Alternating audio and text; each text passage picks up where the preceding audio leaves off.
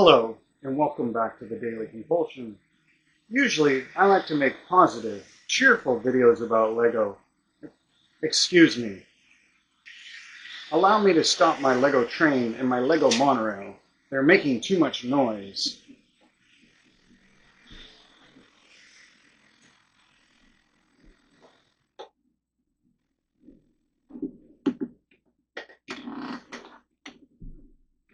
That's better.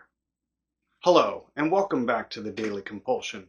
Usually, I like to make positive, cheerful videos about Lego and avoid complaining, but not today.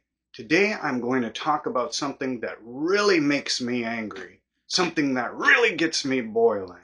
I'm going to tell you about the worst thing that I have ever seen on Bricklink. Some background.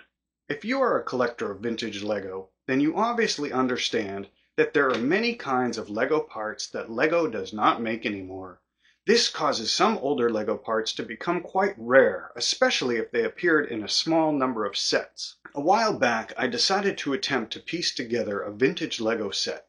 For the normies who may be watching this, when I say piece together or part together a set, what I mean is that instead of buying the full complete Lego set with all of the pieces, I look at the list of parts from that set and pull them out of my own collection of loose parts, and then I purchase the remaining parts from various sellers on Bricklink or elsewhere. One reason for doing this is that sometimes, when a whole set is very expensive, parting the set together can be a more affordable option. As I was going over the list of pieces that I needed to complete this set, I came across a part that I assumed was pretty common and inexpensive. Disappointingly, I found out later that it only ever appeared in this one specific color in this one particular set. So the fact that the part only appeared in one set, coupled with the fact that the set in question is quite rare itself, due to belonging to the final wave of a very beloved theme, this part is one of the most expensive single pieces on Bricklink. Now, regarding the worst thing that I have ever seen on Bricklink, I came across a seller who had the piece for sale for a high price, but the price was in line with the few other stores that were selling this piece.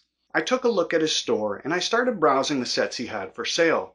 I noticed that he actually happened to have for sale the very same set that I was trying to part together, which this rare piece is from. Can you imagine my shock when I read the listing description for the set and saw that it stated that this rare part was substituted with a version in a different color? Now, I'm not going to say what piece, what part number, what color, and what set this was. We know I can't say that. It was part number 30042, plate modified 4x5 with trapdoor hinge in the color red, and it belongs to set number 6281, Pirates Perilous Pitfall, released in 1997. So this guy effectively has a complete copy of this rare high-value set, which is probably the rarest set from the original Pirates theme, by the way, but he has separated this incredibly rare part from its rightful place in order to make more money, presumably. One of the things I like about collecting vintage Lego is making old sets whole again. Many times I have purchased used copies of sets with parts missing and purchased the missing parts separately in order to have a full and complete version of the set.